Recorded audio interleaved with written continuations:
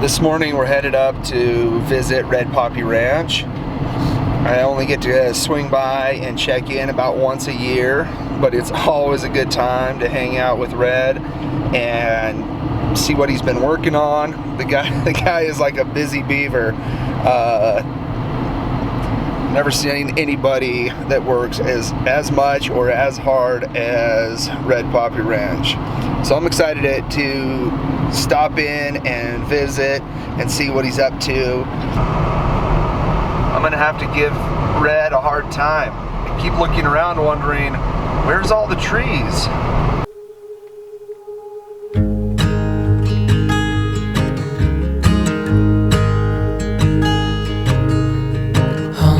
Child, I know you're hurt and you can't let go. It's not your fault and you don't deserve all the bad and the hurt.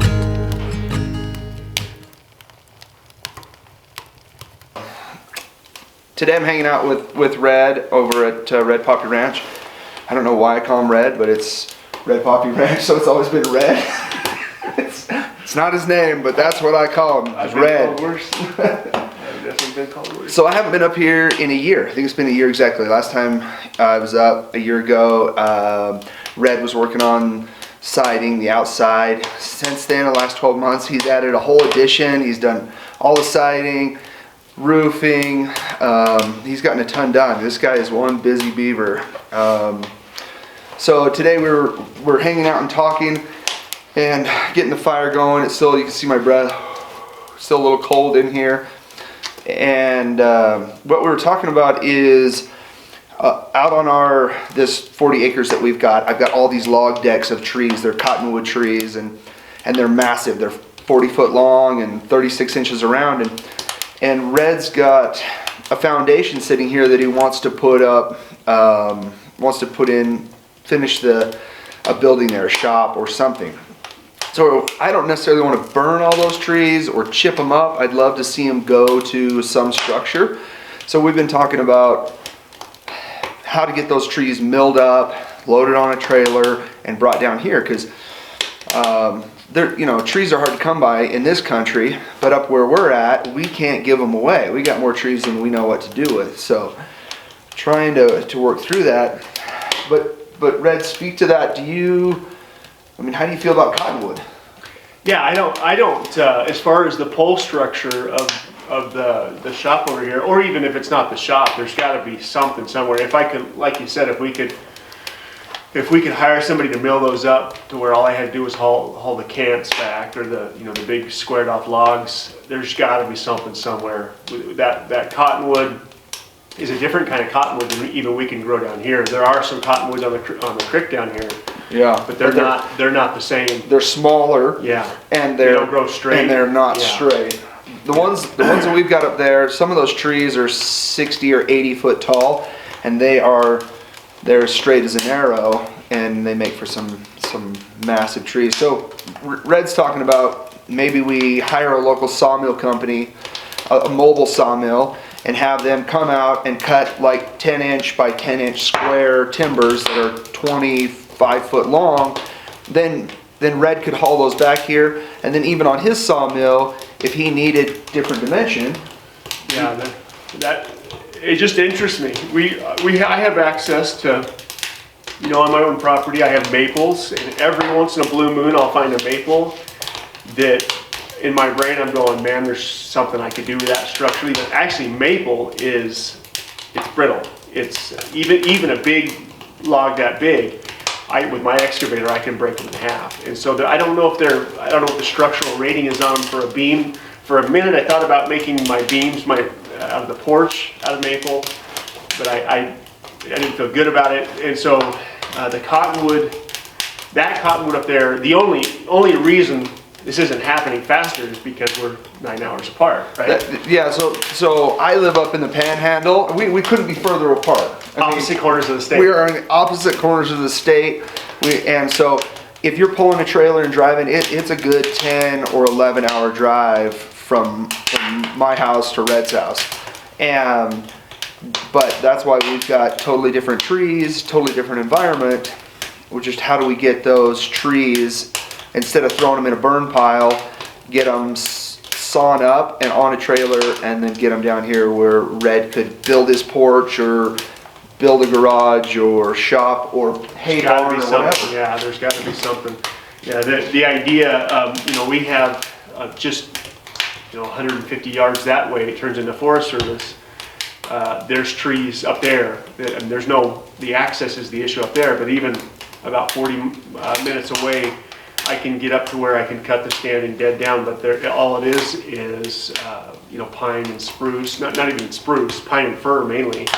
And so it'd be cool to have that cottonwood here and play around it. Plus it's already a few years old. Yeah, right? It's dry. So those piles have been there a couple of years since they've started the logging. But the other thing is we put in roads into this development on the 40 acres. I've still got to tip over some trees and pull some trees down, so there might even be pine, that you could get timbers out of for porch or trim or a mantle or siding inside or whatever. But I hate to throw away all of that lumber when you could use it. Yeah, for sure. It's a weak excuse for me to come see. There's nothing else up there. There's nothing else. I don't know, man. I just all about the idea of repurposing and reutilizing stuff that it's one thing to burn wood. It's one thing to have firewood, right? I got enough firewood for 5 generations, but to take wood, all of the wood that I've done my siding with is all Doug fir, and that's all Idaho Doug fir. And so it may have come from a tree farm. I don't know that for sure, not. But the idea that I'm trying to use stuff that's Local. wasn't brought from halfway across the country to, even 9 hours away doesn't bother me. I think it's worth pursuing. But yeah, I don't know. I guess the deeper I've gotten into this, some of the stuff I couldn't get away from. I had to use structural lumber, so I had to go down to the big box store to buy it. So who knows where that came from? But it probably still is a Western States logging or Weyerhaeuser, how do you say that? One of the big lumber companies. But where I can use, to me, it's just it does not make sense to go and get pine from Georgia or places halfway across the country and have it shipped in when I can buy or when I can get stuff that's local enough to where it justifies, a 9-hour trip or 10-hour trip to get it. So my thought was if I had to go down to the lumber store and I had to buy a 10 by 10 timber that's 20 foot long, it might be that for 5 or 6 or 7 of those timbers, I might be $3,000 or $4,000. So if we could load up a trailer with 30 timbers, that might be a value of $20,000 in retail for those large timbers. Now, especially cottonwood, it's such a that's not something. It interests me. Just the fact it's unique. Yeah. Kind of gets a bad reputation. It's always had a bad reputation in my mind. Yeah. But these cottonwoods are a little different, and I know there's a lot of people back east that use cottonwood. We'll check into it. I mean, like I said, I think it's worth pursuing especially just a beam of that size and length. There's got to be a use for it somewhere. There just has to be. One of my goals this summer is just to have a pile. I want to have a pile. They shut the forest down from the end of November till June 1st. Yeah. And if we have a bad winter, we're technically not even into winter yet here. Usually most of the snow accumulates between January and as late as April.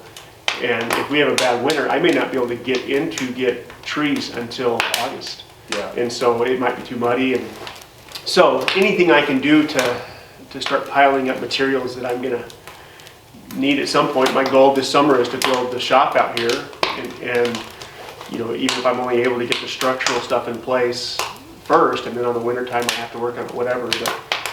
But anyway, I think it's something worth considering. Plus, I want to come up there to see your place. I want to see this.